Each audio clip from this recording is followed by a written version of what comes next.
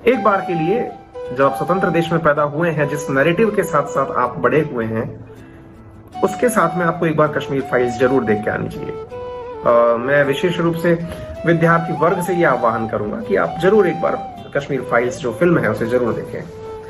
आप पूछेंगे कि सर ऐसा क्यों कह रहे हैं आप, हमें क्यों देखनी चाहिए? देखिए क्या है कि कहते हैं कि आप अपना भविष्य कैसा देखना चाहते हैं, यानी कि हिंदुस्तान को आप किस रूप में देखना चाहते हैं, इसके लिए जरूरी है कि हिंदुस्तान का जो युवा है वो अपने मन में किस प्रकार की सोच रखता है। हिंदुस्तान वैसा ही है जैसा कि देश का युवा है। आज युवा के मन में सोच है कि मुझे राष्ट्र को बहुत आगे ले जाना है, राष्ट्र के सम्मान की बातें करनी है, राष्ट्र के विकास की बातें करनी है, सत्कार की बातें करनी है, तो निश्चित ही राष्ट्र भविष्य में वैसा ही दिखाई देगा। क्योंकि भारत बहुत खुशनसीब है जहां पर अधिकांश पॉपुलेशन जो है, अधिकांश मतलब मेजॉरिटी जो है, वो युवा वर्ग की है।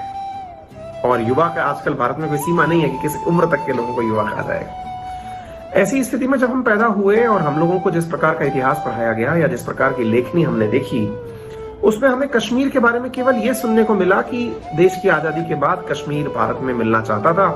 हमें हरि सिंह की बात याद आती है कि वो भारत में मिलना चाहते थे, पाकिस्तानियों ने उसके ऊपर इन्वेड कर दिया, और इन्वेड करने के बाद से हमें लगता है कि जो सो कॉल्ड यूनाइटेड नेशंस के अंदर नेहरू जी का जाना हुआ कि कभी भविष्य में हम कश्मीर के अंदर प्लेबिसाइट करवाएंगे, और हर भारतीय इस वजन को लेकर जी रहा है कि कश्मीर के अंदर जब जनमत संग्रह की बात बोली हुई है तो क्यों नहीं करवाया गया।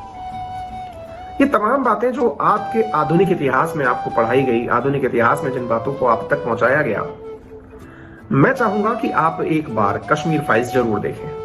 आपको ये समझ में आएगा कि कश्मीर कश्मीर कैसे बना, कश्मीर कश्मीर कैसे बना, क्यों उसे दुनिया का स्वर्ग कहा जाता है। आप में से बहुत से लोगों के मन में केवल इतना ही विचार होगा कि दुनिया का स्वर्ग इसलिए कहा जाता है, धरती का स्वर्ग इसलिए कहा जाता है क्योंकि वह हिमालय है। हिमालय तो जनाब कश्मीर से शुरू होकर के आपके ले जाओ अरुणाचल प्रदेश तक है।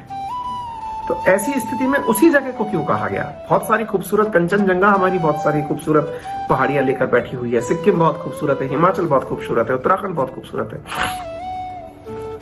जो सबसे ऊंची पर्वत चोटी है माउंट एवरेस्ट वो नेपाल में है, वो बहुत खूबसूरत है। फिर कश्मीर के साथ ही ऐसी चीज क्यों जुड़ी, मतलब इसे क्यों इस तरह का गौरव प्राप्त हुआ? क्यों शंकराचार्य जी ने जाकर के वहां तपस्या करी? क्यों ऋषि कश्यप ने जाकर के वहां तपस्या करी? क्यों पंचजन्य जैसे, पंचतंत्र जैसी किताबें वहां लिखी गई? ये आपको आज कश्मीर फाइल देख करके समझ में आनी चाहिए, जाना चाहिए।